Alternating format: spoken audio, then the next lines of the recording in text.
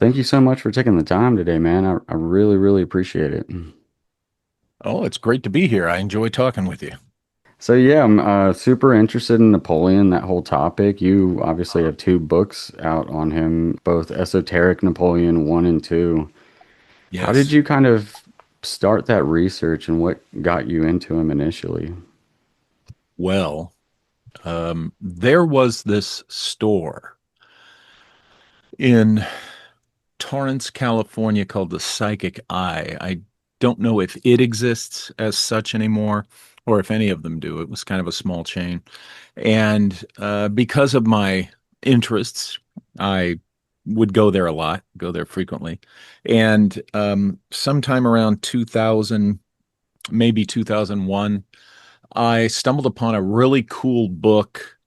Oh gosh, the Book of Napoleon. No, I'm sorry, the Book of Fate. Napoleon's Book of Fate. And it's a really cool 1920s edition with the Art Nouveau type of cover art. And it just caught my eye. And it's interesting. It's like a little book of it's like a prediction game kind of thing. Not really a game. Um, but it was a very interesting book. And in there was commentary about, oh, Napoleon Bonaparte was really into this stuff. And that intrigued me. And shortly after that, I learned about the legend that Napoleon had spent a night in the king's chamber of the Great Pyramid. And Mm. something happened to him, something so significant that he emerged after several hours the next morning. And he was just pale and he was shaken. And when his personal bodyguard asked him, hey, what happened? All he could say was, "You wouldn't believe me if I told you." And that, of course, oh wow, what's up with that? So that had been in there, and I thought, I'd like to know more about this story about Napoleon and the pyramid. And so that was kind of bouncing around in my head for years. And finally, in, oh gosh, 2015 or 16, I went to visit my good friend, Joseph P. Farrell, who I'm sure your listeners, many of them, are familiar with, author of the Giza Death Star trilogy and other very interesting books. Mhm. And he took me to his favorite bookstore in his hometown. And it was this wonderful one of those stores that are just full of old, used, hard to find editions.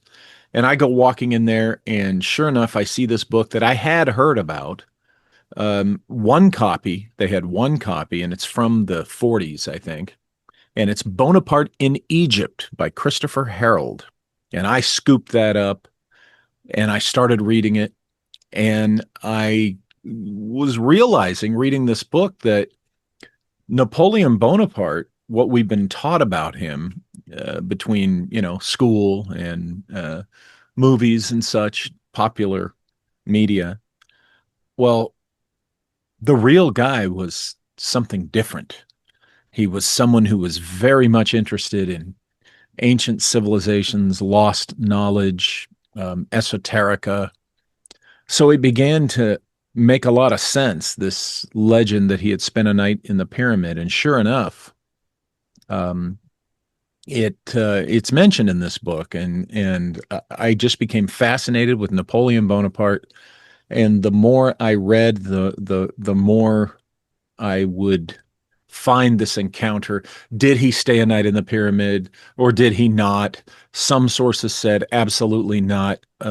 One source was so ridiculous. It said, well, the only reason he didn't spend a night in the pyramid was you had to, back then, you had to crawl on your hands and knees through a little access tunnel. And he, of course, would not deign to crawl on his hands and knees, which was utterly ridiculous. In the end, the sources show that he did indeed spend a night in the pyramid, um, in the king's chamber. And so I wondered, okay, I found the information that that confirms that he did it, and then there's the legend and what might have happened, and that's what really drove me to all of this, learning about his personal interests, learning that he didn't spend his entire adult life as the short, middle-aged, balding, frumpy guy with his hand in his shirt. That when for many years, through, even when he became famous, he was this dashing French military officer, slender, long hair, these dark, good looks. Women just adored him. They loved him, and he had a much greater sense of humor about himself than we've ever been taught. He could admit his mistakes, and he would often do it with self-deprecating humor. And he was just a much more fascinating, real, down-to-earth, likable guy. By the time I got done reading almost 7,000 pages of biography dating from contemporary to his own life, all the way across a couple of hundred years up to the present. And I came away with a different opinion than we're usually taught to have of Napoleon Bonaparte. I came away kind of a fan. Oh wow. He was not perfect, and he, again, he did made some mistakes, and he admitted to those in his lifetime. But yeah, I came away a fan, and I wanted to convey that information to the reader. I said, okay, I've got to write this book. I've got to present this other Napoleon than we usually see, and that's what really motivated that. And the things he was into, I'm very much into, and it fit right into my Secret Missions series. My Esoteric Napoleon books are both volumes in my Secret Missions series, which is about historical figures that were on literally personal quests or secret missions embedded within their historical exploits that we know them for. And I think that Napoleon Bonaparte was searching for the lost technology of a forgotten civilization. That's what he was really about. Damn. So when you're starting to compile this information, you decide to write a book about him. Were you planning on two different books, and what differs from one and two? Well, I knew that I could not possibly fit the whole story into one volume. So I decided to give a basic lead up to kind of re educate the reader on the life of Napoleon Bonaparte, staying within the focus on the esoteric Napoleon, within the focus of his interest in this lost technology of a forgotten civilization and things like that. Um, so I decided to bring it up to the point of when, following Waterloo, the British were after him and they were coming to arrest him. And did he or did he not switch places with his older brother, who they looked remarkably alike? But this older brother, who had served as his double at different times in Napoleon's life, as during his time as the first consul and the emperor, when he would have threats on his life and attempts on his life, they would divert anybody watching him by using his brother, Joseph Bonaparte. And it was Joseph's idea, when the British were on their way. Um, it was Joseph's idea for him to get on the U.S. naval frigate that was waiting off the shore of France. There were a couple of British battleships, and they were going to take him to the U.S. naval frigate, or a small launch with a couple of U.S. Navy officers were prepared to come get him. And his brother Joseph really urged him to do this. He says they'll never know. It'll be too late by the time they figure it out. So, did Napoleon Bonaparte take up his brother's offer and come to America under the identity of his brother Joseph? I discussed that in the book for the reader to figure out. And I figured to hear about and learn and decide for themselves. And I figured, okay, that's a good stopping point for the first book. because there's a couple of other items that come up in book one that deserve dedicated focus. So, Esoteric Napoleon 2, which, let me look at my title page here so I get it right. Mhm. Esoteric Napoleon 2, The Louisiana Territory Mystery, is all about just that. The Louisiana Territory Mystery. Basically, in 1802, uh, Napoleon orders his naval secretary to put together a special team and, under deeply classified orders, send them on a mission into Louisiana Territory to give an exploration for something. And this was during the year before he sold the territory to the United States. Mhm. What did that secret team find in the Louisiana Territory? We don't know. That was a question that I think deserved its own book. So that became number two. And number three, well, there's a couple of questions that, when I get to that one could answer, but that's really why there are multiple volumes. There's going to be even more multiple volumes of this, because each one of these questions really deserves to be looked at individually. I mean, his life is very, very mysterious in a way, and it kind of seems like he would have a lot of connections in America after like he sold the Louisiana territory to the United States. The French had been an ally with the US in the colonial period against the British. Do you kind of go into any of that? As Oh, any of, yeah. of course, that gets mentioned, but the story that I focus on was this secret team, this secret expedition that, to this day, all we know is that he ordered it. Mhm. We don't know what, if anything, they found.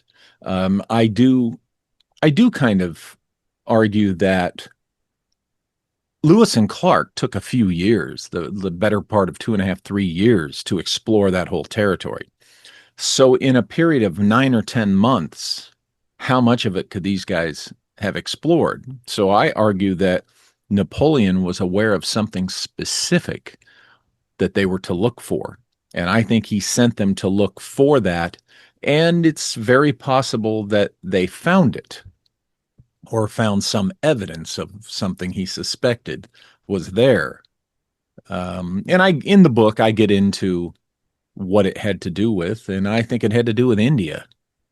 What you Damn. find is, at the time, Napoleon, when he sent that team in 1802, he had sent two-thirds of the French naval force and troops and support to the Caribbean. Now, there was a slave rebellion in the Dominican Republic, no, before in Dominican Mhm. at the time, but he would not have needed two-thirds of his naval force. And it's even in the historical documents. That's not why he sent all that naval force there, just for that. Um, he was going to use the Caribbean as a staging area for expeditions to India, because he was wanting to open up diplomatic relations with India. Now, on the issue of the slave rebellion, briefly, Napoleon had freed the slaves, any slaves throughout France and her territories. He ended slavery, freed them. And there had been this uprising of freed slaves where they were slaughtering the French colonists that were there. And in an attempt to save them and just kind of squash this slaughter going on, he sent military force, and then he briefly reinstituted slavery, which he very quickly, this is documented history, he Mhm. very quickly regretted doing that, going back on his prior order. And so he very quickly said, no, no, no, no, no, that was a mistake. I never should have done that. They're free forever. So I think that what he was looking for in the Louisiana Territory was something that he could have presented to um, leaders and diplomats in India, when he went there to make overtures like he planned to. I think that there is evidence of a lost Vedic civilization from long ago in the Americas. And I think that's probably the biggest secret of the Louisiana Territory. So that's what I think. I think Napoleon was looking, sent his guys to look for a specific thing. They either did or did not find it, and they got out of there, and then he sells it to the United States. What's interesting is Thomas Jefferson, the president who really under executive order, without approval of Congress, um, made the sale. You know, Hmm. bought the Louisiana Territory from France, and he didn't have congressional permission at all. But he was someone who was also very much interested in these kinds of, um, ancient history, ancient civilization, that kind of thing. So much so that when he hired Meriwether Lewis with the intent of making him the main commander of this expedition, Meriwether Lewis had a year where his whole job was just hanging out in and researching things in Jefferson's personal library at Monticello, which was at that time the largest, most extensive personal library in North America. And Dang. Jefferson was really into, these ancient civilizations, and he had created a secret code for Lewis to communicate directly to him from the field once the expedition got started. And to this day, we haven't seen those coded letters. A few of them have emerged. They're in the Library of Congress collection, but by no means have we seen them all. And that's a very interesting aspect of the whole Louisiana Territory and expedition story that I go into in this book. But I think Napoleon and Jefferson were of like minds when it comes to their interests. And I think Napoleon pretty much knew that Jefferson would appreciate what Lewis and Clark would find um, in the territory. So, what was Napoleon's background and how did he get into this lost civilization, lost technology hunt? Well, he was actually born in Italy. Hmm. Um, and what's interesting is when he was a kid, he was exposed to a French diplomat and military folks that kind of let him just be free and run around the island that he grew up on and just enjoy himself. But having free exposure to naval vessels and, like I said, military things, and he was interested in that sort of thing. And then his father, um, who was kind of a wheeler dealer, his father managed to capture some clout um, in the diplomacy, that kind of thing, diplomatic corps, Hmm. and he landed slots in private schools for both Joseph, the older son, and Napoleon. Okay. Hmm. Now, Joseph went initially to a seminary school, I think. Napoleon went to a military school where, of course, he excelled. He was a natural at that. He became an artillery officer as a young man, but he was born in Italy.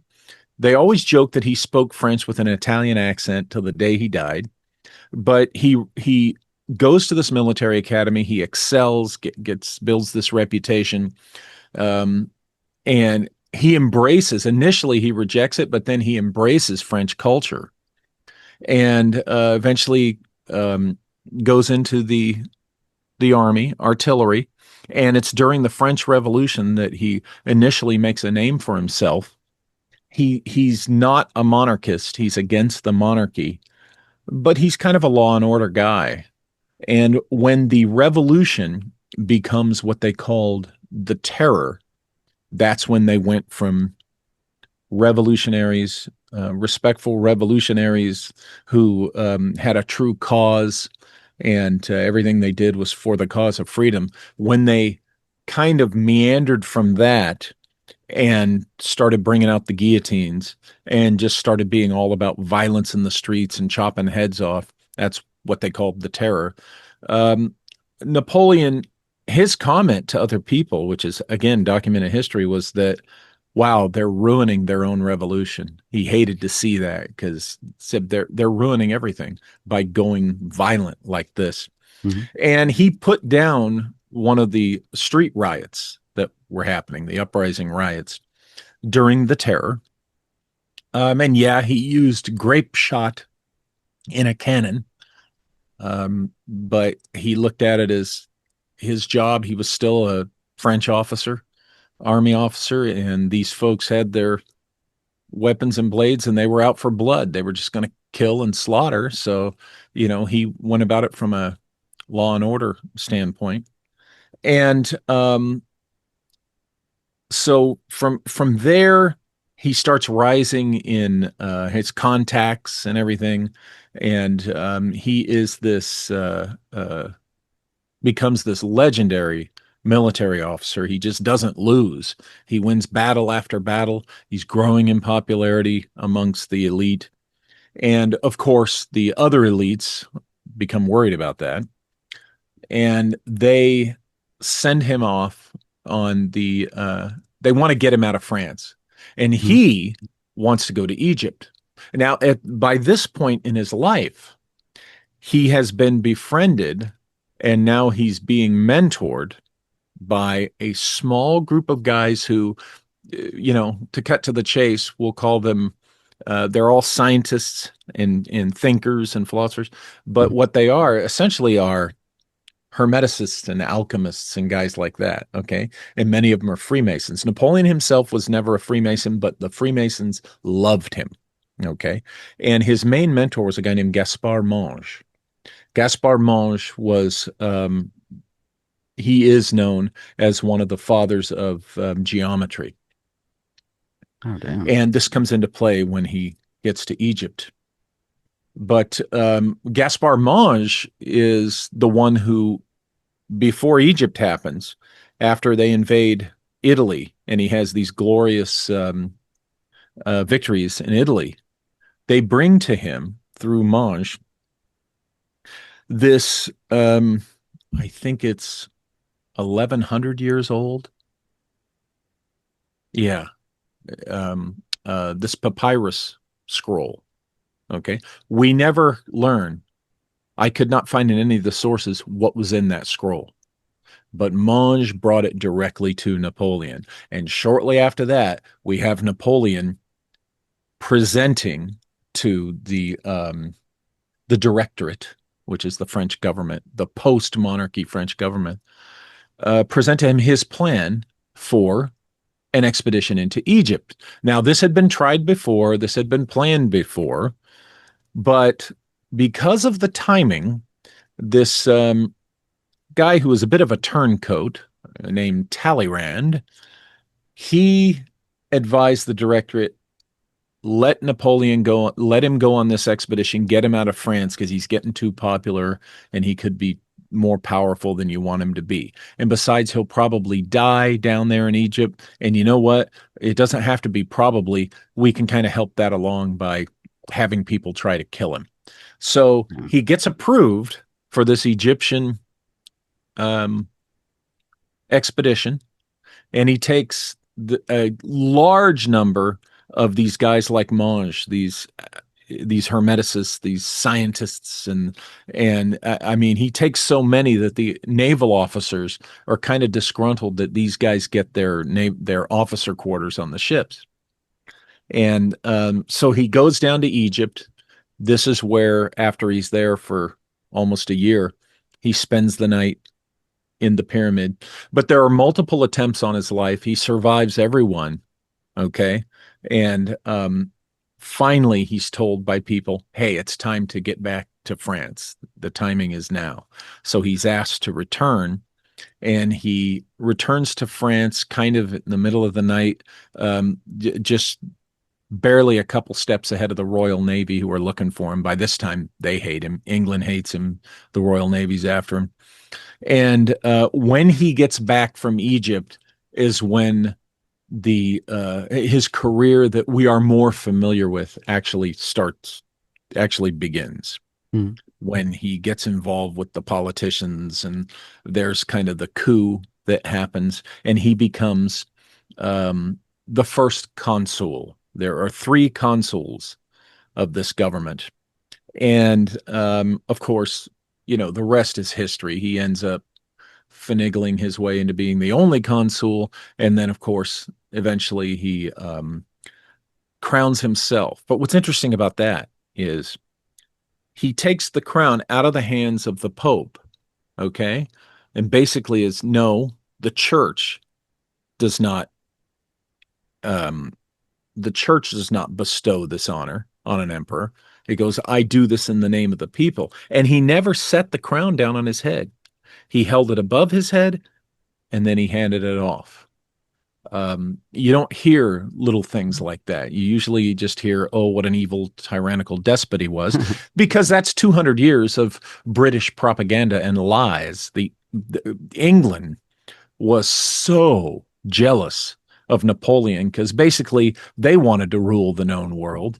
And this little French guy, you know, who just didn't lose battles, was beating them at that game. And the places he would conquer, the people that were conquered ended up loving him because he came in, he said, okay, no more monarchy. You people are going to have, a civil government, and we're going to improve the conditions of your Mhm. life and standard living. And they were all, oh, well, we like this guy. Well, you can imagine how the monarchies reacted to that. They Yeah. can't have that. They can't have people who are free and happy. They got to have somebody to lord over. So, um, but that basically is the order of events as to how Napoleon rose to power. It was really his military exploits. He's studied to this day, by militaries around the world, including the United States. They still study Napoleon's tactics and such because he was a brilliant artillery officer. But that was not his first love. His first love was really arcane knowledge and things Damn. like that. And that's what I tried to convey in these books, what he was actually like and what he was actually all about. What period of his life did he get into all of that? And was it his idea to go to Egypt?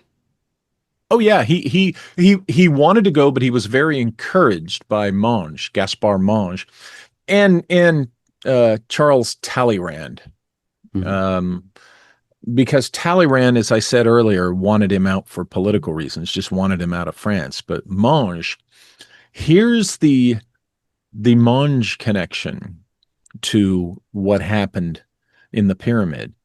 What you find out is that uh, Monge, okay, one of the geniuses and fathers of geometry, there's something called the Monge point.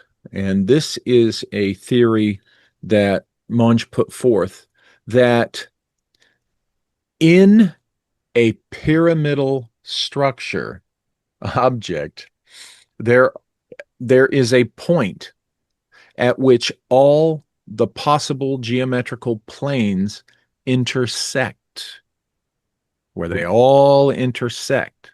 Okay. Now, the Great Pyramid is a pyramidal shape.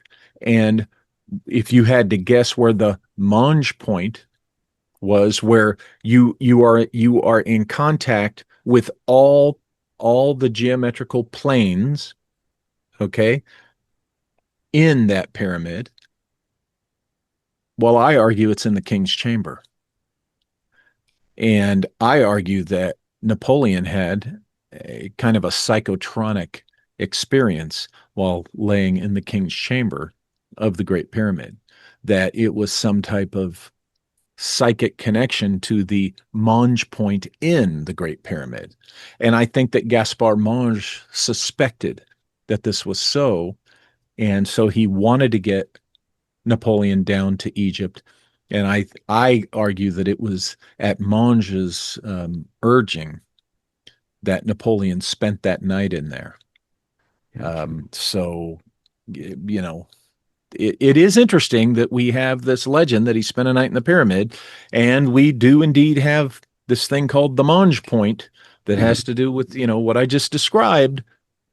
Yeah. So what happened to Napoleon inside the pyramid, we can only guess, but it is intriguing.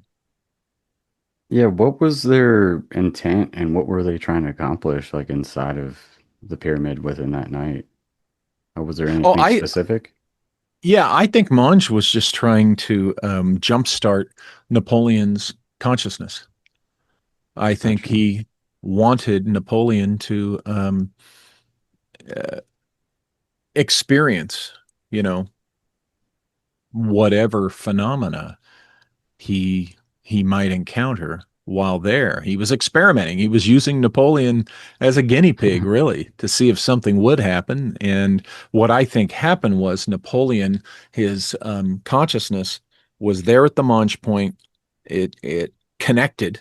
Okay, it tapped into this intersection of all these planes, which extending um, out from the pyramid essentially, I hate to use this term, but for simplicity's sake, the Akashic records, so to speak, right? Hmm.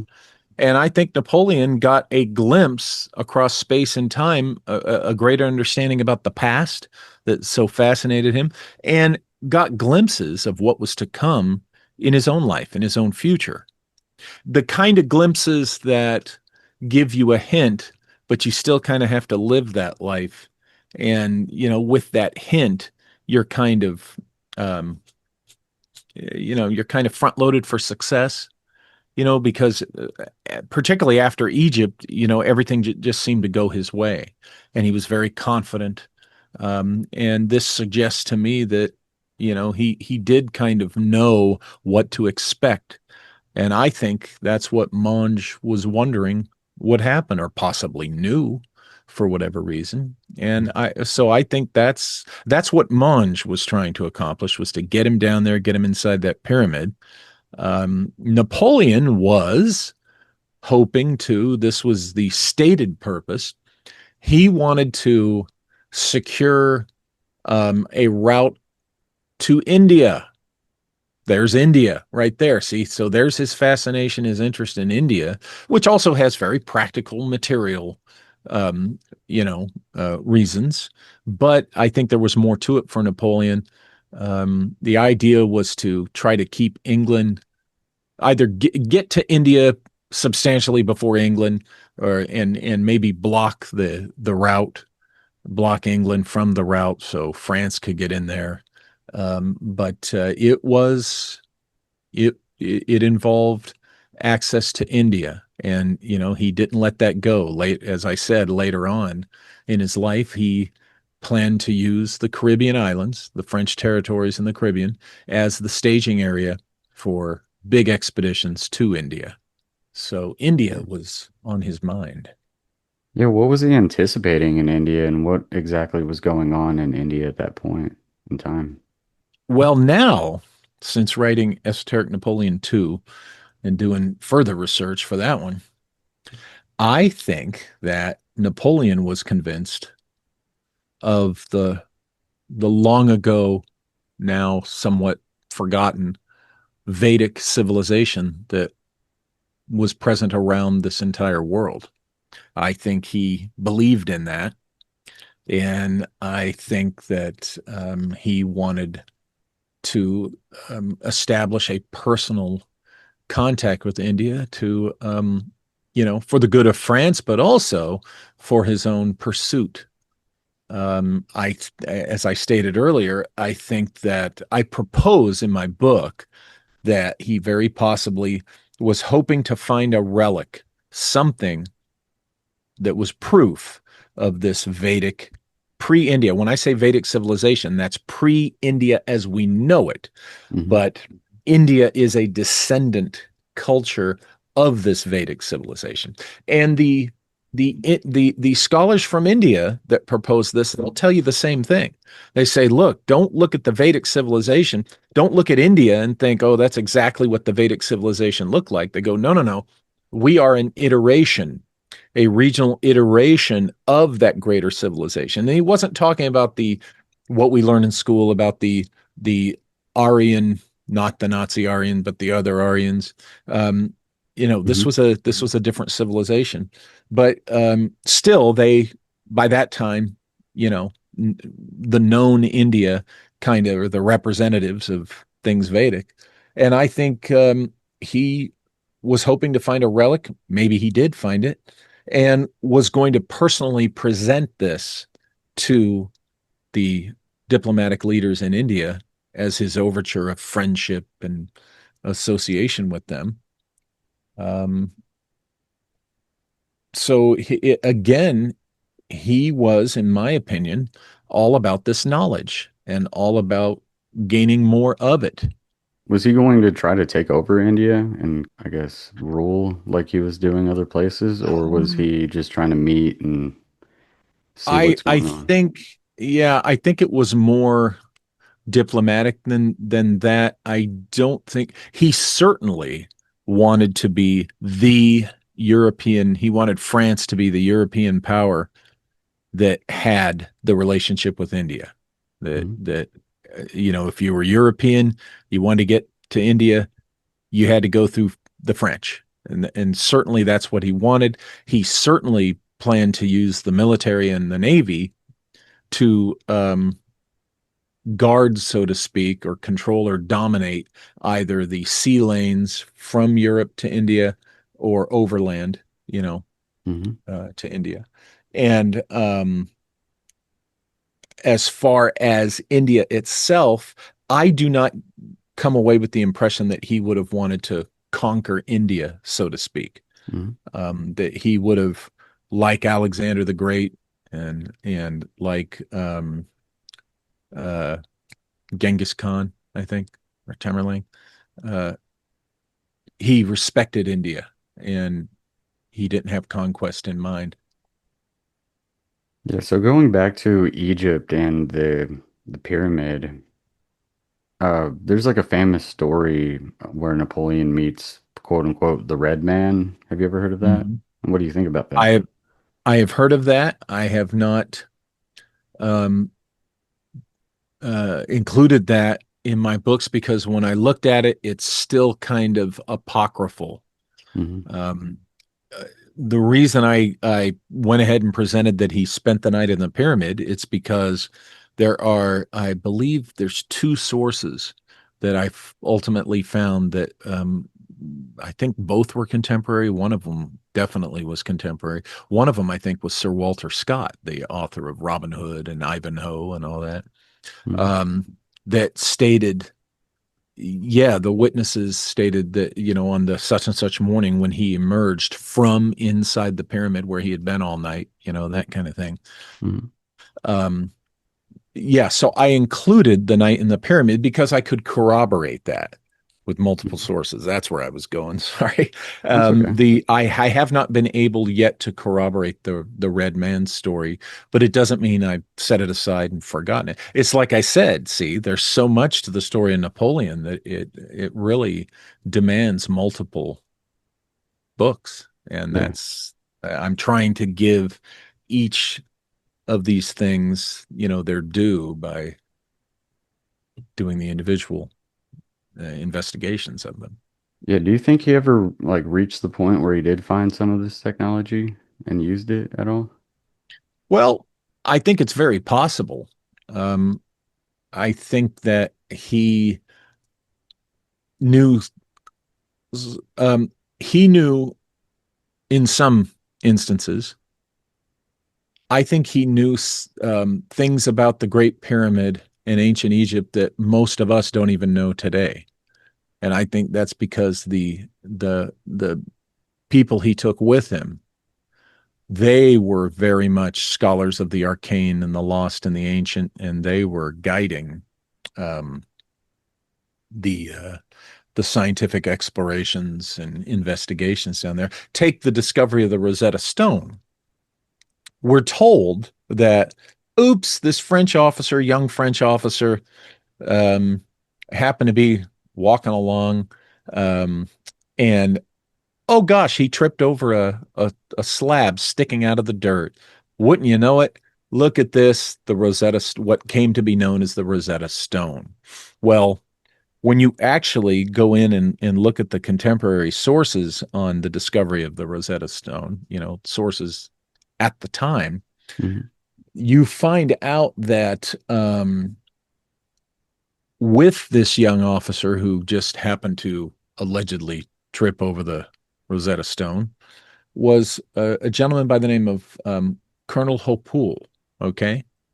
And interestingly enough, Colonel Hopoul is the cousin of Lady Hopoul, who is at the center of the Rennes le Chateau mystery that emerges in the late 19th century with Father Saunière and all that mystery, you know, um, surrounding that.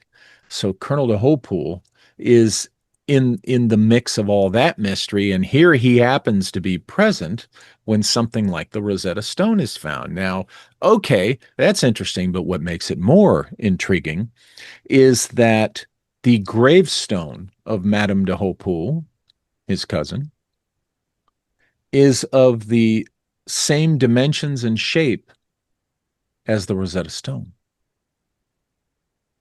which wasn't a common, weren't common dimensions for all gravestones. Yeah. But so I propose in the book, was it really found sticking up out of the ground or was it planted? And did Colonel de Hopoul, was he somehow involved in the planning of it? And was he there to make sure that this would be discovered on Napoleon's expedition? I personally suspect that the Rosetta Stone was translated before the British. We're told that British historians translated it. I don't think so. I think the French translated it before that.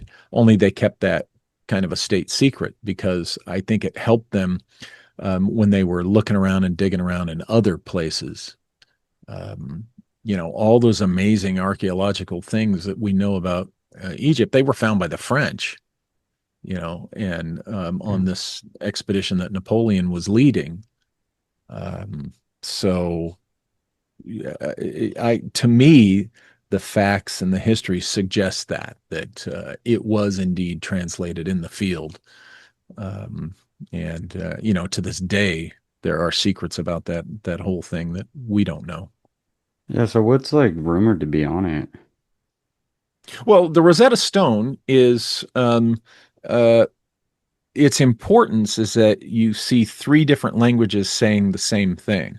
I think the content of what's on there is supposed to be rather mundane, Hmm. but it's that you see the same thing in three different languages, one of them being hieroglyphics. Okay.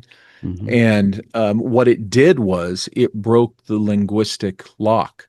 It was the code. So they knew historians, the specialists, they knew the other languages, but now they could read the Egyptian hieroglyphs and now they could understand and begin to read what was on the walls of these buildings. I'm not going to call them all temples because that's the lazy thing that we do. If we don't understand the function of a building, oh, it was a temple or a tomb, Yeah. which is the academician's cop out. Um, and so that was its importance. But a guy like Colonel de Hopoul, he came from a family that is known to be connected with at the center of very mysterious things. I mean, to this day, we don't know exactly what Father Saunière in the 1890s. Um, we don't know what Father Saunière took to Paris that changed his life. After he returned from Paris, Yeah. with whatever he found inside the altar. See, in Rennes le Chateau, in the chapel, he finds something inside the altar when they're reconstructing things. And he takes this, whatever it is, it is a big surprise to him. Whatever is in there, he realizes, oh my God, mon Dieu, and he goes to Paris. And when he returns, for the rest of his life, he's got no problems with having money. He fixes up the village.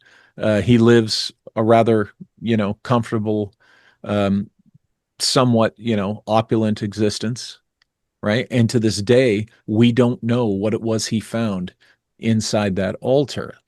And the intrigue dates back to the Renaissance. There is there's a painting called popularly called Et in Arcadia Ego. Um, it's technically called the Three Shepherds. Okay, and it's a painting by Nicolas Poisson. Now he predated Napoleon by a couple of centuries, but what's interesting is um, his painting is also in the middle of this Madame de Hautpoul mystery. Okay. And then in the middle of the Rennes-le-Chateau mystery. Now, here's what's interesting. Not only do we have Colonel de Hautpoul, who's in the de Hautpoul family, it's in the heart of this Rennes-le-Chateau mystery that emerges almost a century after Napoleon is in Egypt. Well, a century, definitely a century after. We have a descendant of Nicolas Poisson, the artist of the mysterious painting, and he is an engineering officer in Napoleon's army. So we have de Hautpoul connected to Rennes-le-Chateau. We have Poisson, young Poisson, whose ancestor painted the painting at the heart of the Rennes-le-Chateau mystery.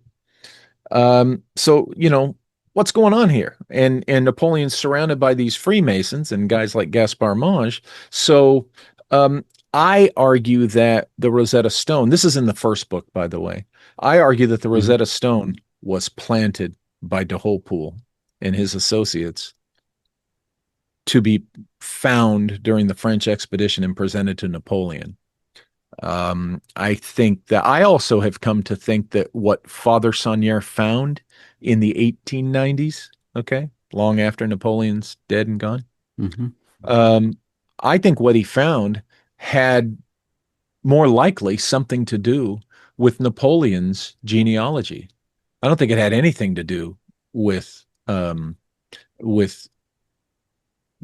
popularly it's the whole thing about Christ and Mary Magdalene had a child and the bloodline and stuff. That could be part of it, but I think the thing I propose that the thing that got the church officials in Paris in an uproar where they said, "Hey, Father Saunier, do what you want, just don't reveal this."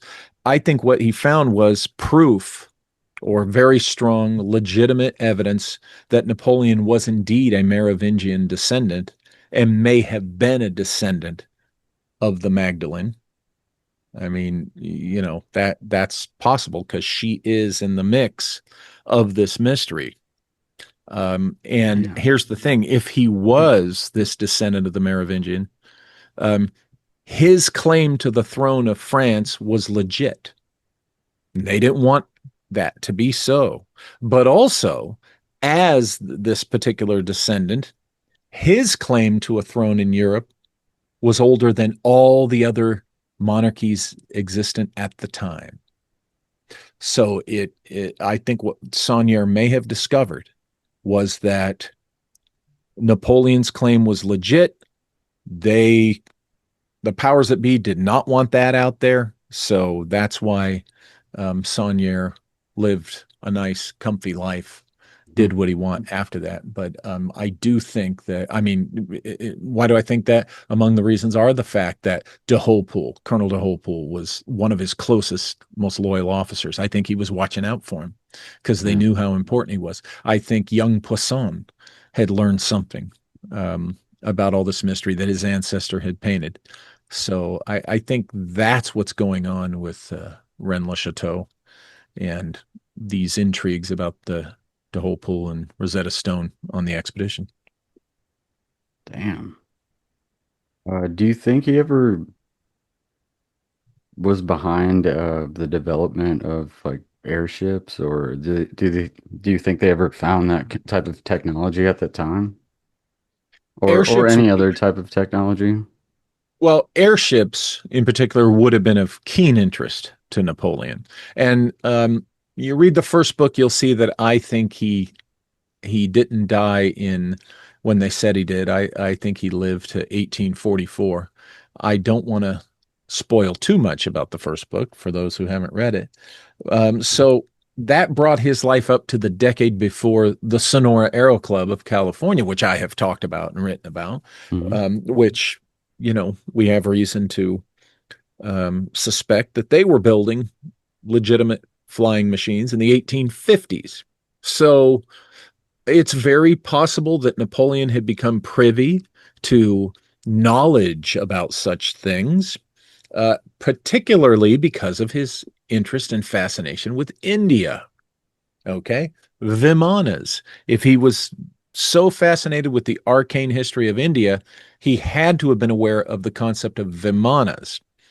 Um, as far as might he have invested or been involved with the development, I haven't found anything yet on that specifically, but he definitely would have been interested in, something like that, either being involved or as an observer. Um, I do think that Napoleon's money was the money that was gifted to the United States government to found the Smithsonian Institution. Smithson was a fairly obscure guy who, the money he was deceased, and the money was gifted to the U.S. Congress in the name of this Smithson guy. But when you try to trace the money, there's some mystery and intrigue there. I argue in the first book that this was Napoleon's money. It was from a stash that he had. And the idea of what the Smithsonian Institution was supposed to be was the kind of organization that would pursue all this arcane knowledge and develop science and technology. And he liked the United States so much that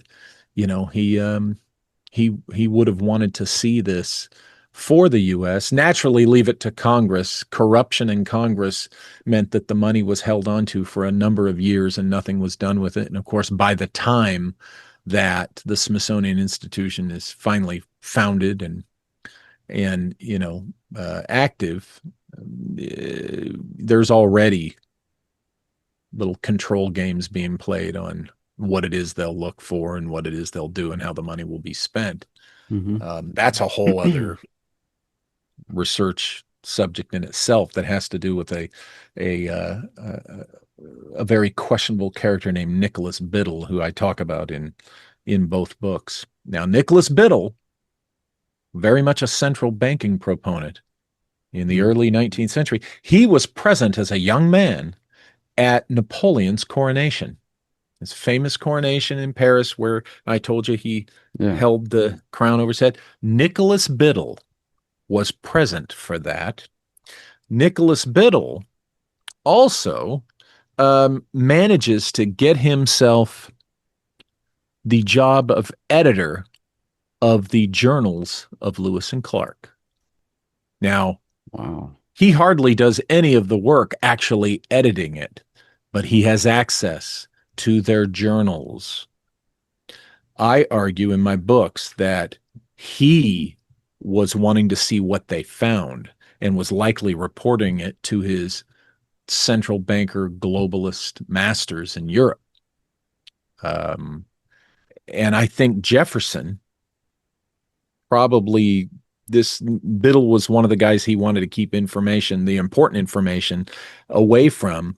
And so that's another reason why he had Meriwether Lewis write him coded letters, because this information did not it did not appear in the journals of Lewis and Clark. So the journals that Biddle would have seen did not have what Lewis actually found or might have found. When you read the journals of Lewis and Clark of the expedition, what's funny is you notice you're reading that and it's um, Captain Clark. They were both the rank of captain, um, Army captains. Captain Clark uh, they set the camp. They went out and went hunting, got food for the camp. They went out and drew some wildlife. The artist did sketch the wildlife, and they met with the natives and blah blah blah. And you're hearing all this mundane logistical stuff that Captain Clark is doing, right? Reading the stars and all this stuff. And then you get to this. Captain Lewis left camp with six men, and they went off somewhere. And then 10 days later, Captain Clark's doing all this logistical stuff, this boring, dry stuff. And, 10 days later, Captain Lewis returns with his patrol of six guys. And you're like, where was Captain Lewis? What was he doing? And there's several instances of that throughout the journals. Lewis, it becomes obvious. Lewis was off on this secret mission for Jefferson. Jefferson, in one of the letters that are public, Jefferson tells Lewis, he goes, "Look, there's going to be things that we're not going to want to be public. These things you will report to me directly using this code." So Meriwether Lewis was on a secret mission for Thomas Jefferson. And when you read the official journals, he's just constantly disappearing for days at a time. Now, later on, several of these letters we are told, well, here they are. This was the contents of them. But guess what? 99% of it is like no different than what Clark was reporting. So were these really the coded messages to Jefferson, or are we just told that because, we still don't want anyone to know what Meriwether Lewis actually found? And then if you follow your history close enough, some of you already know where I'm going with this. Meriwether Lewis, not too long after the expedition, he he dies very mysteriously. And Mhm. for years, we're told, oh, poor Captain Lewis, he committed suicide. It's one of those things, kind of like the journalist Gary Webb, who was found, a suicide, but he managed to shoot himself in the back of the head twice.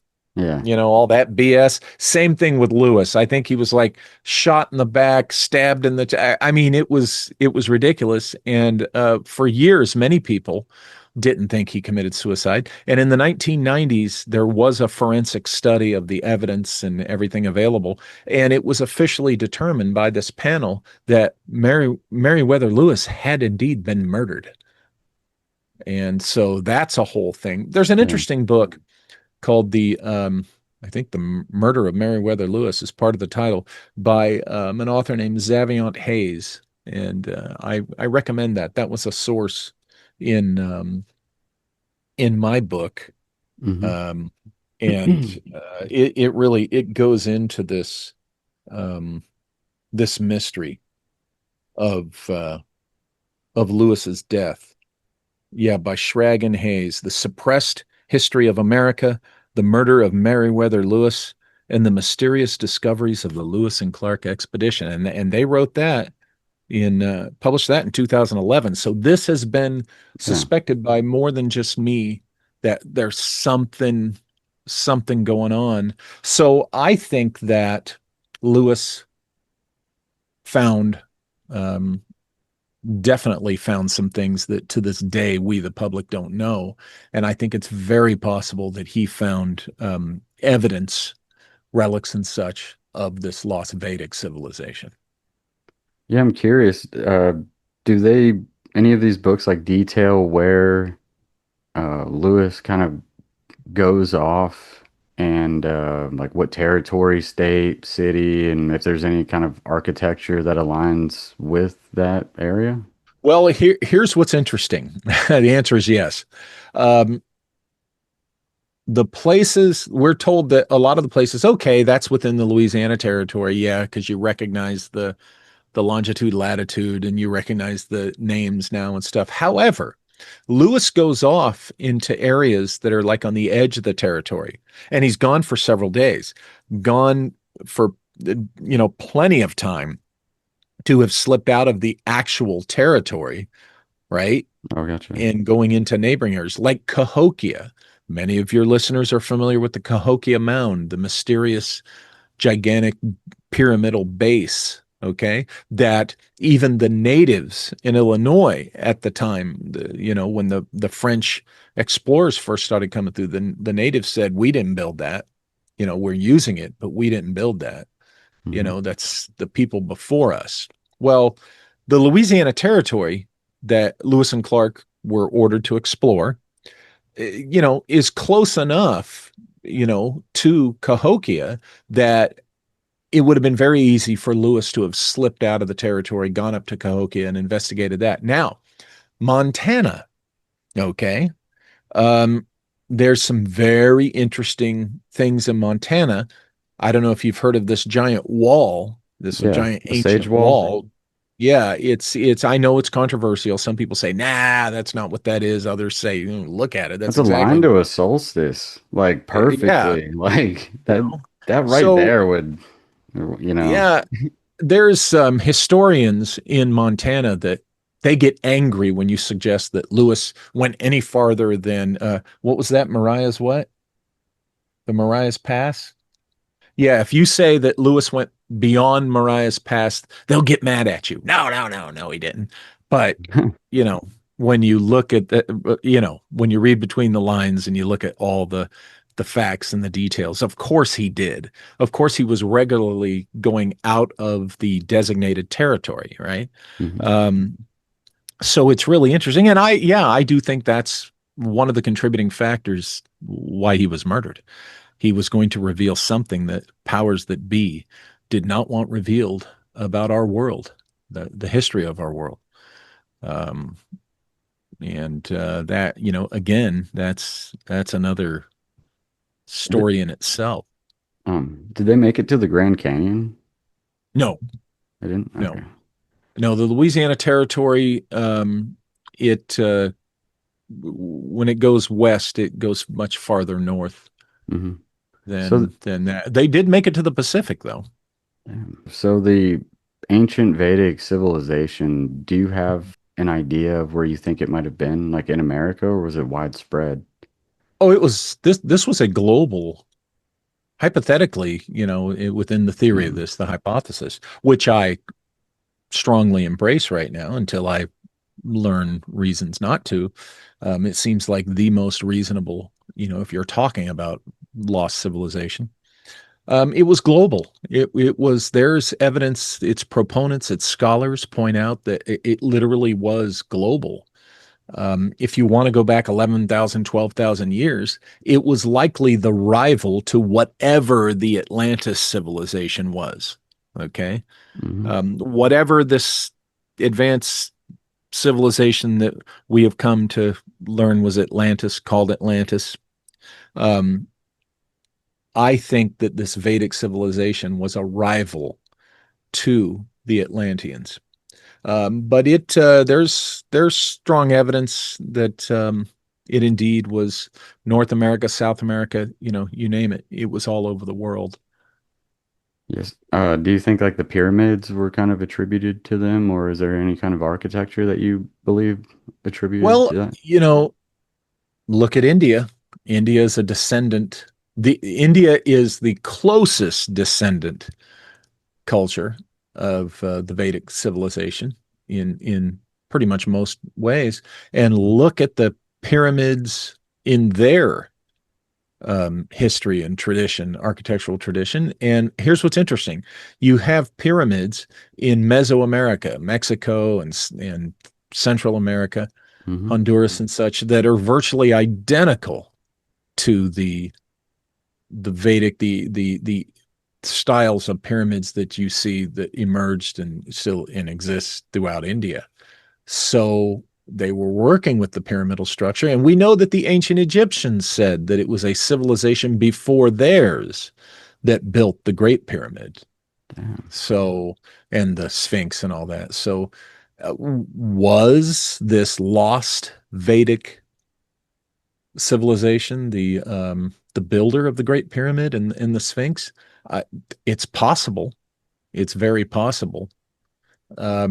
One of the problems we have is that Western civilization and Western academia and Western religious organizations, the power structure within that, they they just they cannot stand a rival.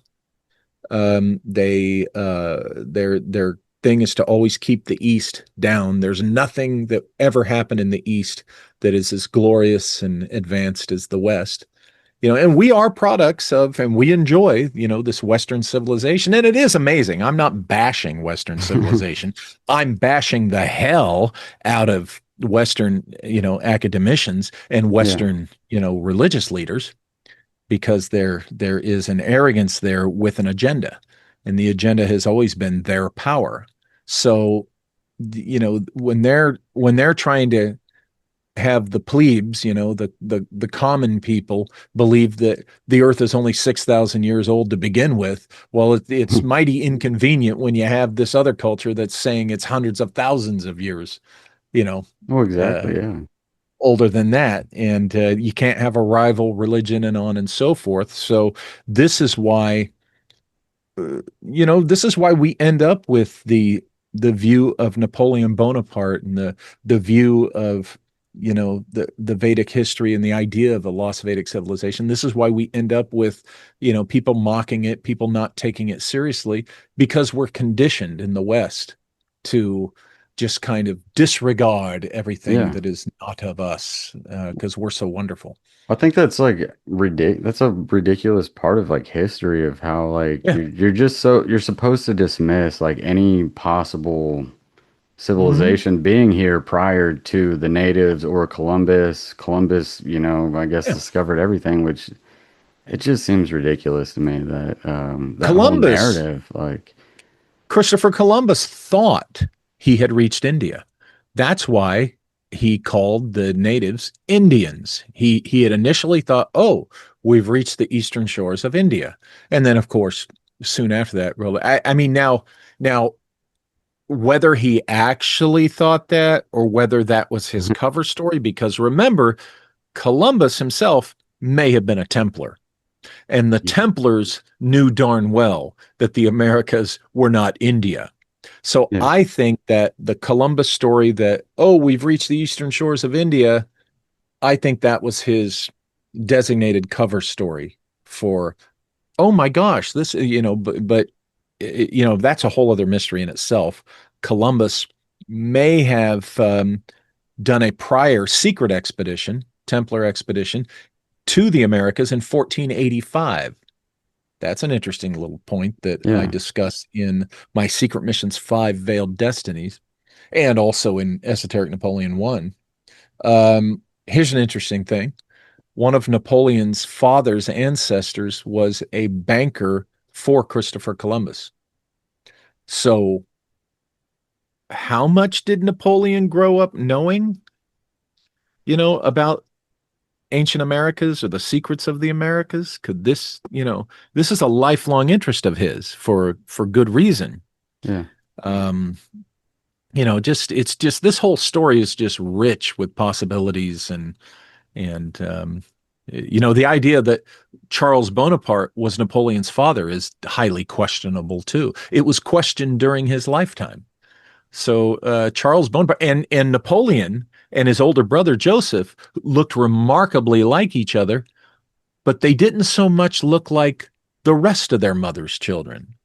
Charles Bonaparte was indeed the father of their younger siblings, mhm. but didn't look so much like the older boys. So, what's going on there? I get into that into Esoteric Napoleon 1, the possible startling genealogy of Napoleon Bonaparte's mother. His Yeah. mother might be the key and secret to the truth of his genealogy. It's just a rich tableau there that both books go into. Yeah, And that's I'm not done yet. yeah, yeah, I'm sure there's probably a ton to kind of go over and look into when it comes to that. Yeah, the 1492 thing with Columbus is something that's always fascinated me because it was like the Hmm. same year the Moors were expelled out of Yeah, Spain. And then yeah, just so happened, Columbus, he's been rumored to have like Moorish and Aramaic speaking translators on yes, his yeah. ship. That time period is just so fascinating. Oh, absolutely. It's very, and it's key to unlocking the secrets of the Americas because, like I said, Thomas Jefferson, very interesting man, and Mhm. his personal interests were right in line with this arcane stuff. To use that word again, um, it uh, So the ancient Vedic thing, have you thought of possibly like the Grand Canyon being a spot where they've kind of oh hidden yes, parts of that? oh yes. In Esoteric Napoleon 1, I talk about that. I think a few years back, some years back, I initially embraced the idea that this was the Kham Empire, Cham. Okay, Kham. The Kham Empire was a maritime empire that is well known to history. Okay, Hmm. I think it ruled for like 600 years or something, and it finally faded when Vietnam rose to power. But it was an empire made up of the nations and cultures of Southeast Asia, okay, Thailand, Vietnam, Cambodia, all of them, okay, plus Egypt and India. They were this conglomeration of all these cultures. Now, when you and they were a maritime empire, ships at sea and everything. That's how they spread their power and their presence and their influence. Okay, and they were known to travel the Pacific.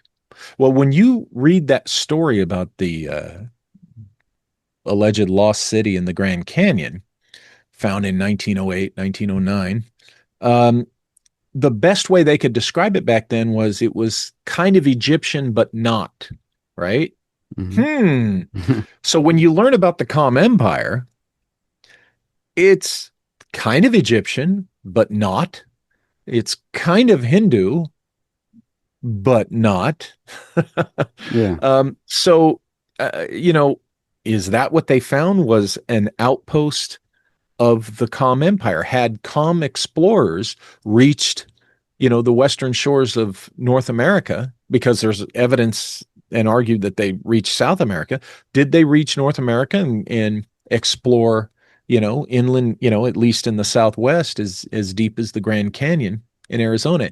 And so therefore, and by the way, a good friend of mine, David Childress, has written an excellent book on the Kham Empire titled The Kham Empire.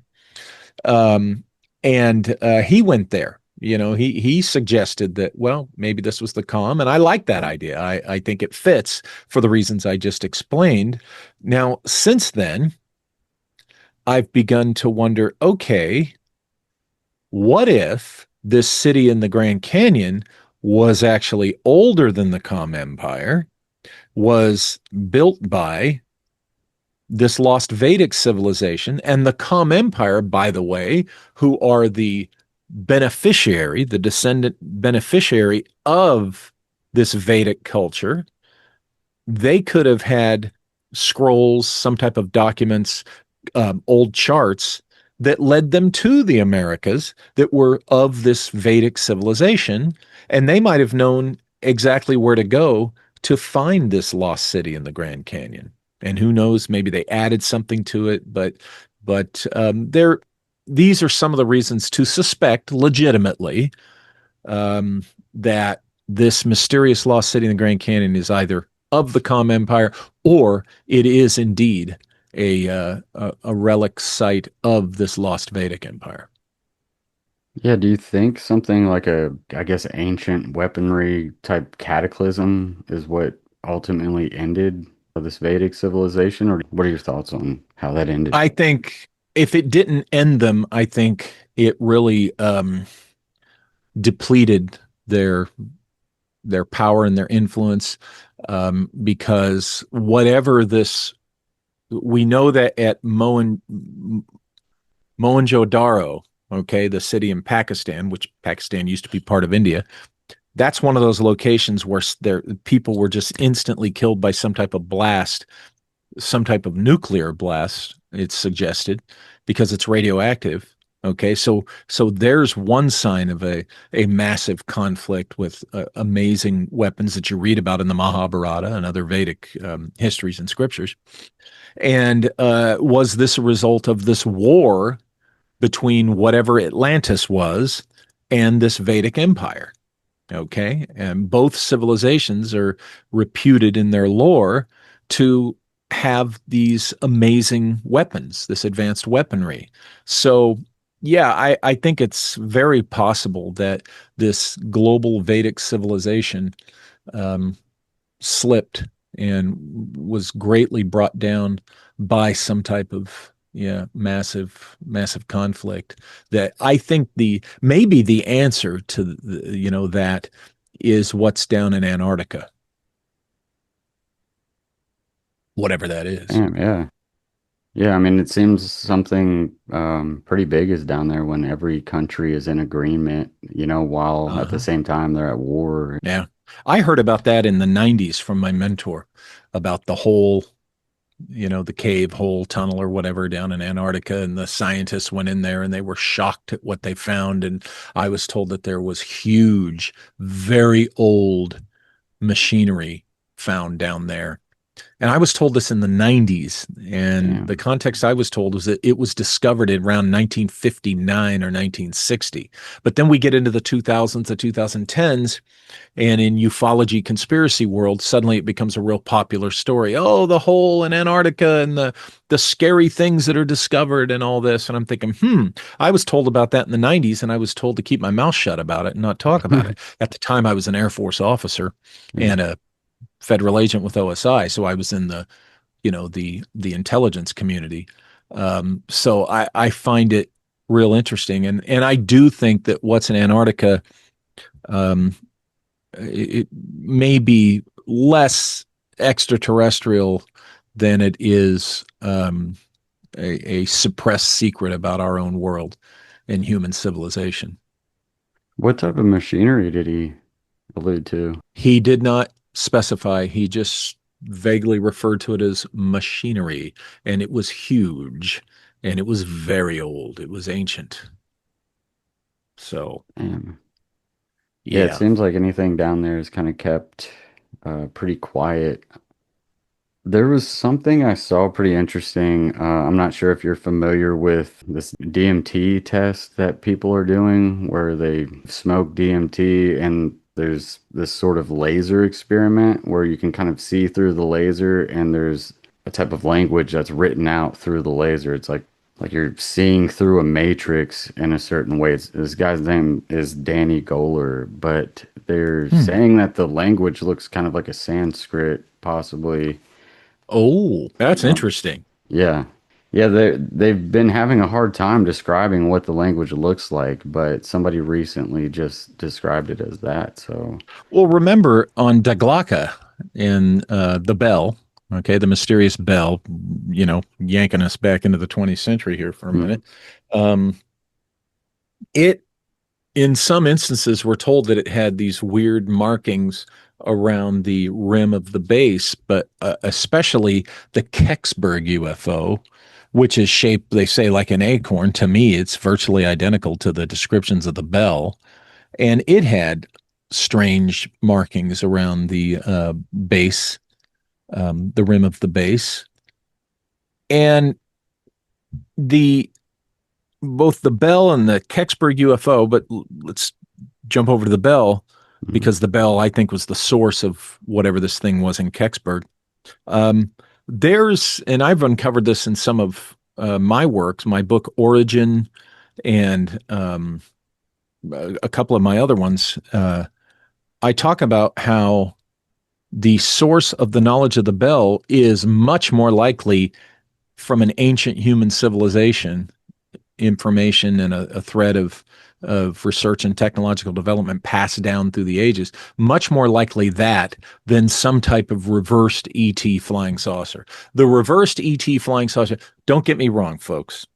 I believe ETs exist. I think that I like to say think rather than believe. I think that ETs have come here and have been coming here. I do not think ETs are the answer to all these mysteries. yeah. Okay. And the Bell is one of them. I don't buy that the Nazis captured a crashed ET saucer and reverse engineered it and came up with the bell, and the next thing you know, they were making the Hanabu. The Hanabu, by the way, is BS. That's proven. Look up a guy named Ernst Zundel. The BS starts there. Um, but it's a great cover story for something that actually is from ancient human civilization, particularly if we want to suppress knowledge of that ancient civilization. We don't want people knowing that this wild anti-gravity technology human beings possessed and used 100,000 years ago, however long. Oh no, we can't have that because what did I say before? Western civilization is the most amazing thing that has ever this earth has ever seen, and we must not question it. Ha! We've created And all that and everything. so forth. Yeah, it Crazy. invented everything. I think that when you talk about the weird symbols around the base of the Kecksburg UFO and other things, are we talking about some type of Sanskrit type of alphabet, Proto Sanskrit, whatever was before that? You know, uh, who knows? I think it's very intriguing. Just hearing that guy talk about it, because it's a diffracted laser that's being shot at a wall from a certain, Yeah, I mean, this is interesting. I mean, it's an experiment that a lot of people have done, and most people have seen that language, that writing. Do you think that that civilization could possibly still be here? In some form, to some extent, yes. I think its representatives, its descendants are likely still with us and might be among those that um, kind of live here unidentified as such. Oh, They damn. could be, the red man that Napoleon allegedly met could be one of them. Indrid Cold of the Woody Dernberger UFO case in West Virginia could have been one of them. This nonsense about Indrid Cold being a gangster and or being this creepy smiling man, kind of interdimensional, half demonic, whatever you want to call it. No, I Indrid Cold, I think, was more likely representative of a hidden group that shares this world with us. Okay, and if there is a lost Vedic civilization connection, that's a whole other discussion. He could have taken Woody Dernberger to another dimension, and in Vedic scripture and lore and material, um, other dimensions are very common. There's 14 of them called lokas. Then there's the Boo Mandala and all of this.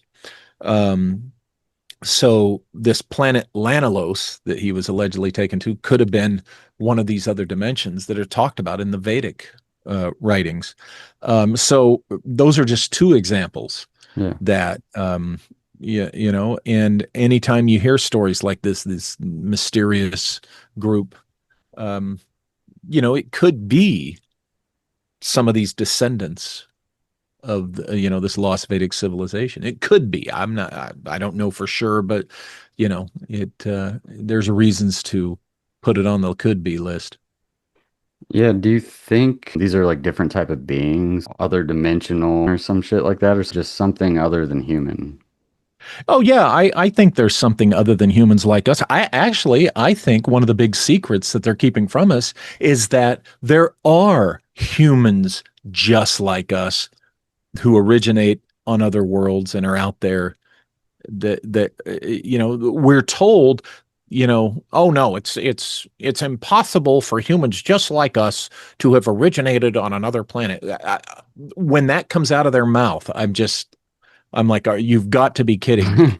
Yeah. Because first of all, have you been to every possible habitable world in the universe? That answer is likely no. Okay. We exist. So we exist as evidence that we can. Who the hell are they to say that it's impossible. Hmm. That's another one of those. We are the expert eggheads in Western civilization. You trust us, bro. You just take our word for it. Yeah. So I think that's one of the secrets. I think there's humans exactly like us, the same type of humans, just like us, that are coming and going from other worlds. And yes, I'm a proponent of the idea of other dimensions being part of that. I very much embrace that idea. And these are places that this lost Vedic civilization, from my perspective, could easily have reached and gone back and forth to. I mean, it's in the lore, it's in the Ramayana, it's in the Mahabharata, it's in, these Vedic scriptures. Yeah. Um, that's not all just a bunch of religious mythology, like the West would have you believe. It does seem kind of crazy to just say, hey, we know where humans came from because unlike most animals or any other animal, like as babies, we need a lot of care to just be able to Yeah. survive for a long time compared to, like Sure. a dog or a cat or some shit like that. Yeah. Nobody really knows like exactly, how the first person got here or how they developed or how they're created. So yeah, Hmm. it's just wild like when people like say definite like we're here and we're nowhere else in the universe. Yeah. Um Yeah, and what gets me is they're talking out their rear end because they couldn't possibly know that. That kind of thinking is the direct result, in my opinion, of what happened to the royal societies in the 1830. Okay, up until then, the Royal Society, brilliant men, brilliant minds, and those guys were philosopher scientists who founded the Royal Society and then the offshoots from it. Um, they were philosopher scientists, as masterful and ingenious and adept as they were with technical science.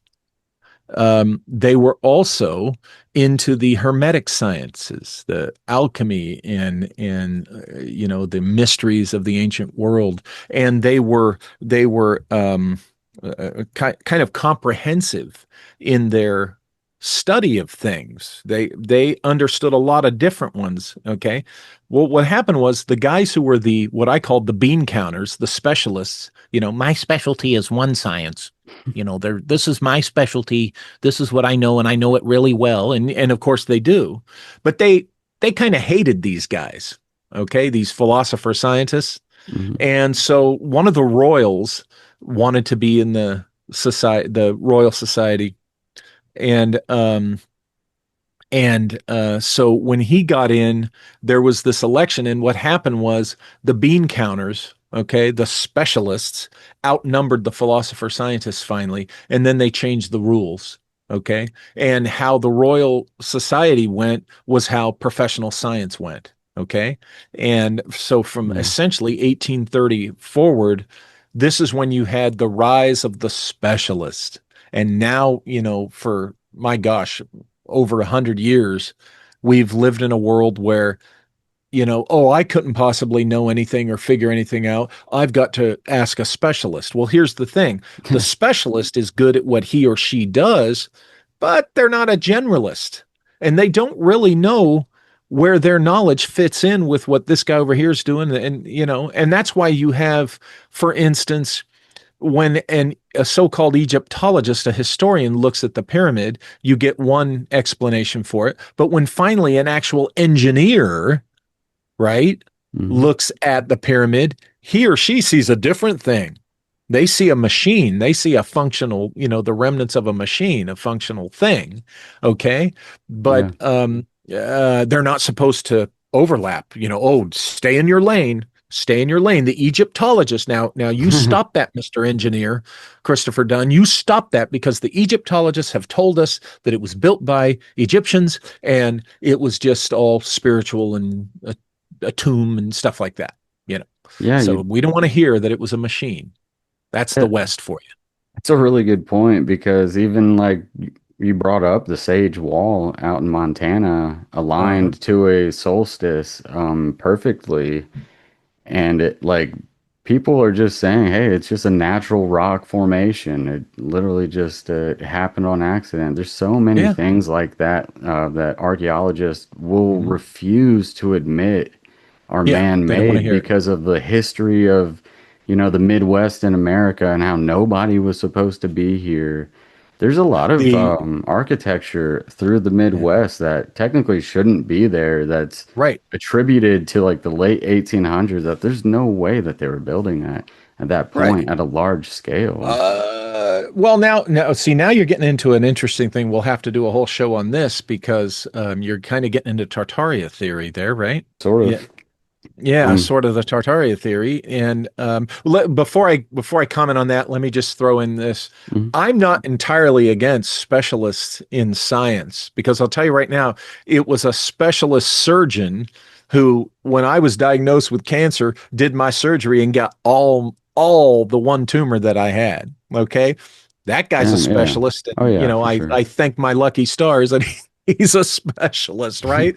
I Yeah. mean, the dentist, a couple of years before that came in and took care of a broken tooth issue I had and did it expertly, quickly, with no pain. That guy's a specialist, and I love what he did. So I'm not foolish enough to say that there's no benefit to specialist focus in sciences, but it's easier to suppress things when you can keep everybody in their own lane and nobody's comparing notes, is my point. Now, on the Hmm. Tartaria thing, here's the interesting thing.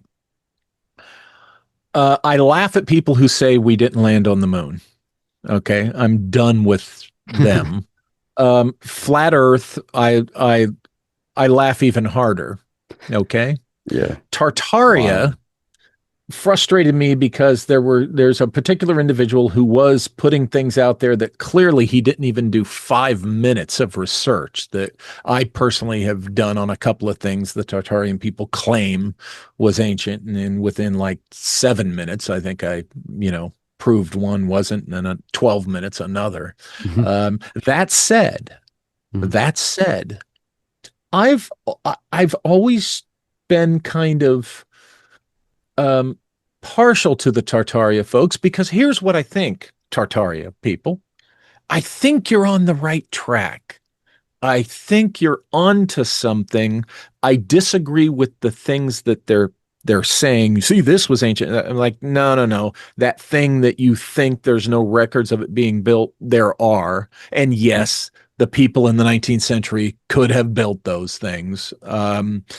But I still, I still think there are some things that they could look at that I think are evidence of what they're talking about. And as you might have guessed, I've finally come to the hypothesis that they're seeing the lost Vedic empire, the lost Vedic civilization, like I'm seeing. We're just looking at the elephant, the blind man and the elephant, Hmm. where they're blind, so they're each touching their own part of the elephant. They're saying an elephant is big and round, like because it's the leg. No, an elephant is this long snaky thing. No, an elephant is this skinny little, the tail, the trunk, or whatever. And you get the idea. I Hmm. think we're the blind men looking at the elephant and describing it from our perspectives. So I would urge, and I'm working on a project on this, but I think that what we call Tartaria was very likely this lost Vedic civilization. Because remember, you don't think of it.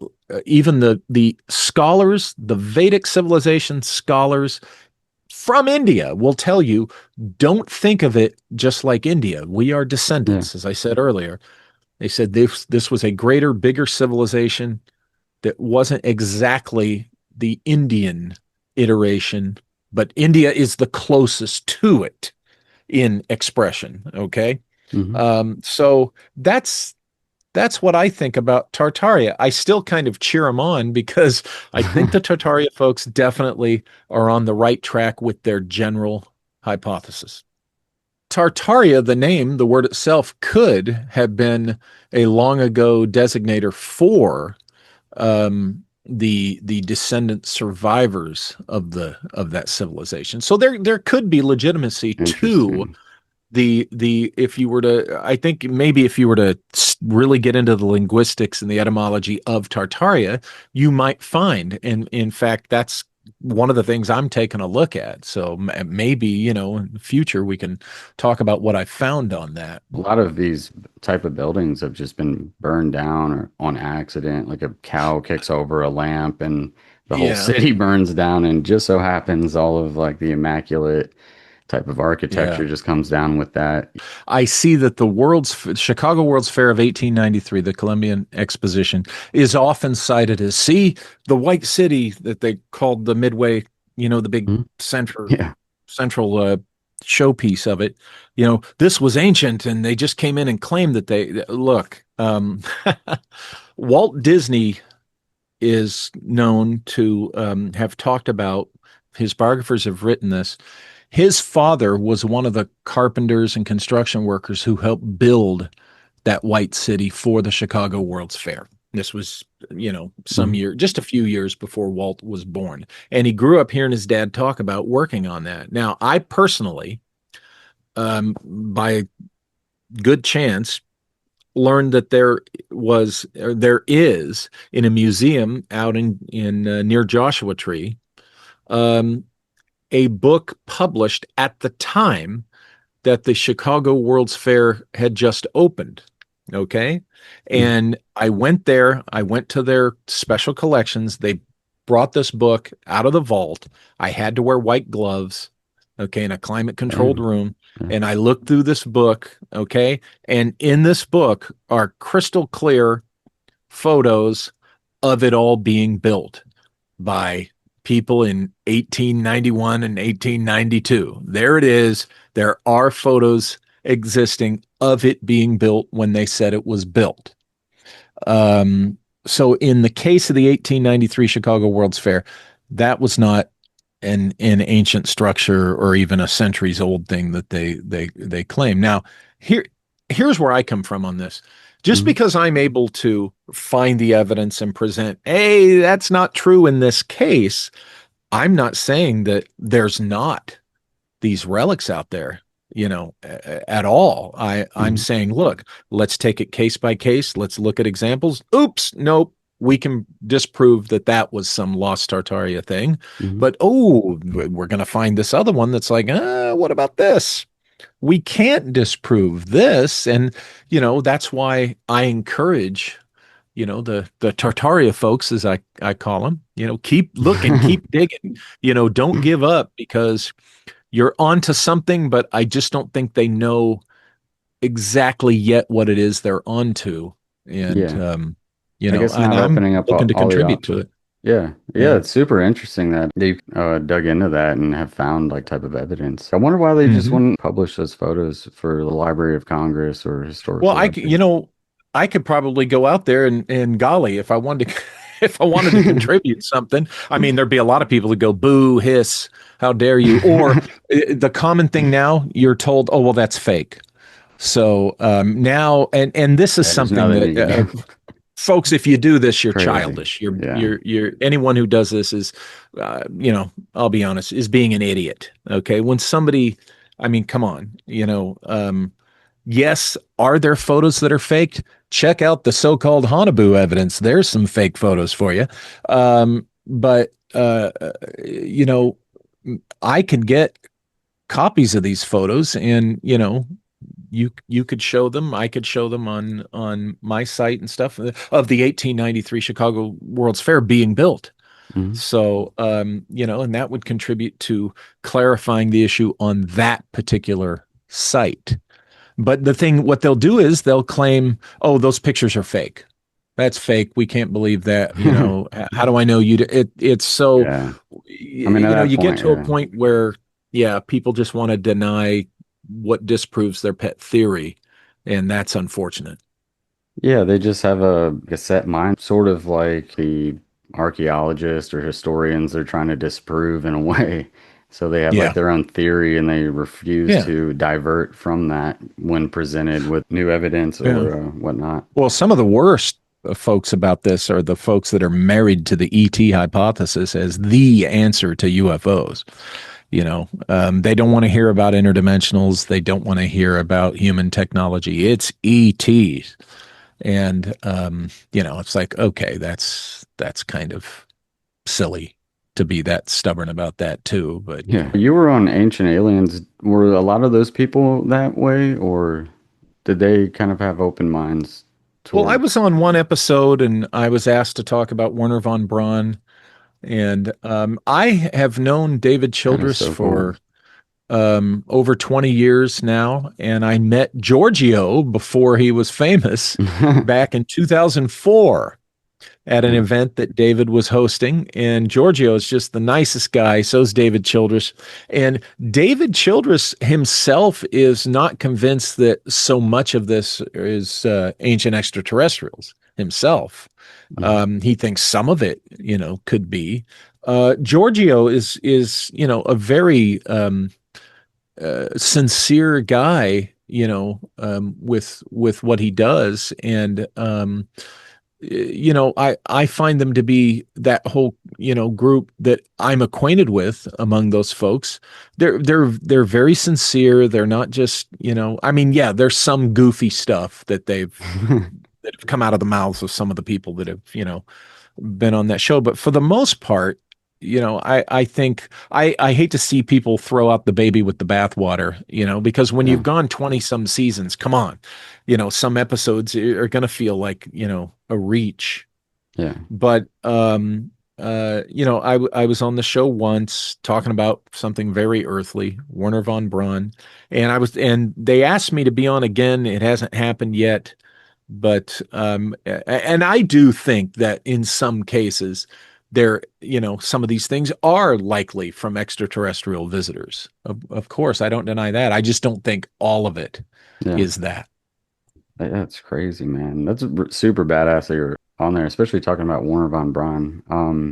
What are your thoughts on the Three Eye Atlas? You know what? It's either a rock, just purely a shard of giant space rock, Mhm. or it's not. It's some type of machinery, possibly some type of craft. Of course, I think there's intelligent civilizations out there that have come to this planet and continue to come to this planet and visit. I think this could be, if it is a craft, it could be a scout from anywhere, maybe a scientific exploration ship that's just doing the Enterprise thing, for science in this case, or it could be a lead craft for an approaching fleet from another world. Um, but right now, with what we know for sure, so to speak, I'm doing air quotes around for sure. It really is realistically difficult to conclude because there's a lot of nonsense. There's a lot of things people swear, oh, this is true. I've seen the photo. I'm sorry, but when you look at closer at a lot of that stuff, it falls apart. So right now, in my opinion, the best opinion I can give is it's either a big rock or it's not. And of course, if it's not, the potential implications is it just something that's going to take a long distance look at us and go on, and then we're never going to know anything more about it? Or is it something that's leading someone here? Or I've heard some people say it's when it gets to Mars, it's going to plant its flag, and we might see a civilization from somewhere else decide to occupy Mars. I don't know. I've heard that.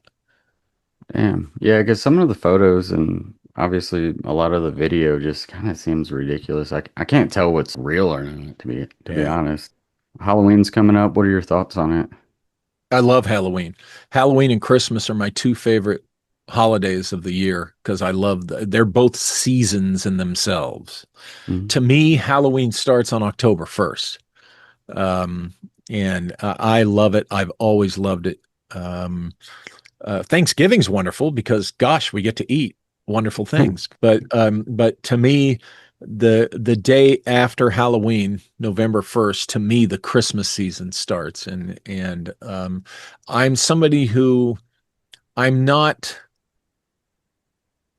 I'm not what I'm not churchianity about Christmas. I mean, I grew up in that tradition, Mm. but learning and knowledge and life have, shown me and taught me that it's much older than that, and it's much richer than that and more complex. And it's just some of the most fascinating things in my life have occurred during that season. Like a pagan And holiday, so maybe? well, what we call pagans, Yeah, sure. you know, that's another thing about the West I mentioned before, the Western church, so to speak. My God, talk about a narcissistic venture. God forbid they have a rival. Um, so, but to me, it's a very rich period of the year, that really, when you think about it, October 1st through New Year's Eve for me is just a very magical time of year that I love. Was there like any esoteric type origins in Halloween, or is there any Oh, yeah. weird aspects of it that are, Oh, turned yeah. into this silly thing where everybody dresses up? It has everything to do with the veil between the worlds of the living and the dead. It has a lot to do with exercising with certain things and energies, and I mean there's several shows talking about that very thing right now going on, and as there are every season. But yeah, it has its roots in ancient understandings of nature, and a fuller understanding of the full spectrum reality around us, these things that again, and I hate to you know be a bully on something. But again, the Western church teaches us, oh, it's all evil. If it's not of us, it's evil. Ignore it, disregard it. Because here's the thing, some of these traditions, if you learn about them, you'll learn then that, hey, wait a minute, these guys over here don't really have any power over me. And that's not what they want. The Yeah. the Western organization is all about control. Yeah, but that's a whole other show, the origins of that. Now, my one bona fide UFO experience that I had was in December of 2014. And so, that magical time of year, and it was wild. Hmm. The UFO experience that I had, and other things. I mean, I've had strange stuff happen throughout whatever given year it was, but Yeah. these things I think I find are closer to us during those last 3 months of our calendar year, Hmm. because the veil, according to tradition, is thinnest.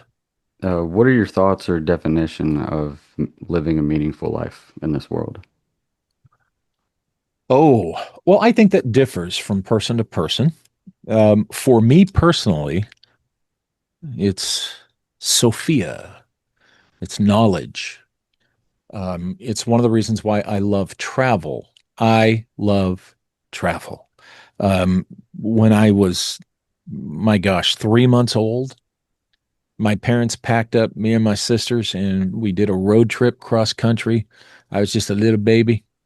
Went from San Diego back to West Virginia, and I grew up on, family vacations, driving cross country, and I love being on the road, even as a kid.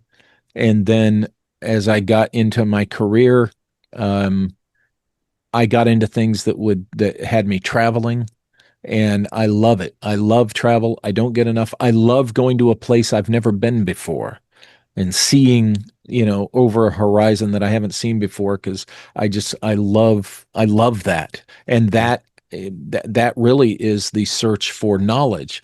This is why we've been talking for 2 hours on the things we talk about, because again, it's knowledge. And yes, I want lost knowledge. I want arcane knowledge. I don't want just mundane stuff of our modern world and the West. Um my God, how limiting that is. uh So it's knowledge. I want to know what's beyond the stars. I want to know what's on the other side of veils and other dimensions. It's knowledge, knowledge, knowledge, knowledge for me. Right. Now, um, as I've gotten older, of course, um, how you treat and how you appreciate others in your life, that should be, that becomes, as it should, um, one of the focuses of your daily existence. You know, Mm-hmm. being having compassion, developing your compassion or allowing it to develop. Don't deny it. Mm-hmm. Compassion for others, the search for knowledge, and following your path, following your path that life will reveals to you as you go along. Um, and spirituality is very important in that. But I do not subscribe to collectivist spirituality.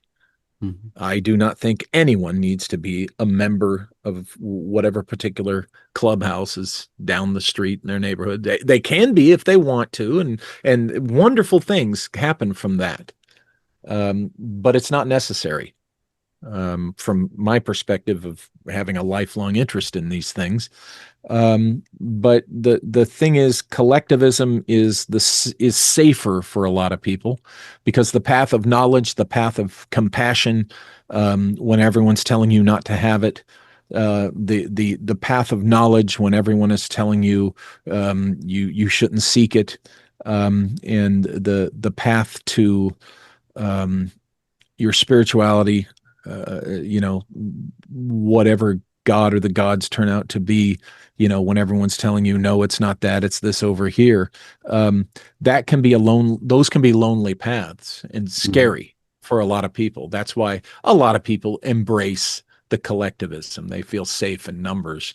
But unfortunately, that leads to groupthink and the crowd kind of getting out of control and people doing things that they might otherwise not do if they were dealing one on one with someone. So Mm-hmm. I don't know. Does that answer your question? Yeah, yeah, I really dig that, man. Yeah, it's very in depth. And I agree. I feel like spirituality is a very personal thing, and to kind of Yes. join in with Yeah, it like is. a bunch of people kind of becomes crazy. And nobody should be nobody should be forcing any other human being to follow their particular spiritual brand. Yeah, 100%. Totally agree. I believe you're having a sale on your website. Would you like to shout that out and Yes. shout out where people can find you? Yeah, we're having a 70% off sale of everything at walterbosley.com/shop. So if you go to walterbosley.com/shop and you see all my books there, right now it's all 70% off through the end of the year, Oh, through cool. December 31st. And now on November 1st, the prices are going to go. We really reduced them, but they're going to go up a little bit on November 1st and then stay there for quite a while. But still, it's 70% off is the discount. So please go check it out. walterbosley.com. Oh, yeah. Yeah, man, I'd love to talk to you again sometime. I love these conversations, and I really, really appreciate you taking the time. Thanks for having me on. Alex, I enjoy this and I look forward to doing this again.